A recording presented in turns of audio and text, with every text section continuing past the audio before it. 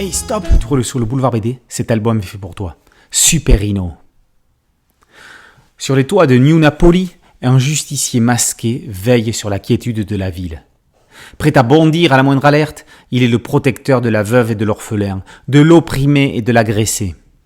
Alors, lorsqu'un brigand détrousse une faible femme, le justicier bondit. Ce justicier, ce super-héros, c'est Superino. Comme tout bon super-héros, il a une identité secrète. On ne tardera pas à l'apprendre. Il ne fait qu'un avec l'archimilliardaire Dino Di Marco. Il vit avec sa maman chérie, qui ne sait rien de son identité cachée, dans une splendide villa, et personne ne sait qui il est réellement. Superino va avoir fort à faire face à un ennemi aux ramifications tentaculaires, Pulpino.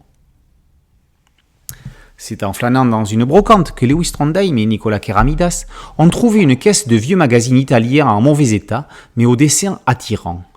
Parmi tout ça, ils découvrent Superino, un personnage dessiné dans les années 60 par Daniele Bianco.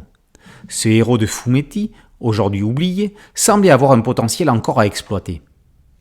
Pour en savoir plus, il leur fallait contacter Alfredo Paperone, historien de la BD italienne.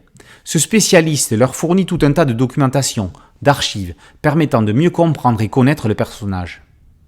Alors que nos deux auteurs français avaient proposé leur version disneyenne de Donald et Mickey, Superino leur offrait la possibilité de poursuivre dans un graphisme proche de cet univers.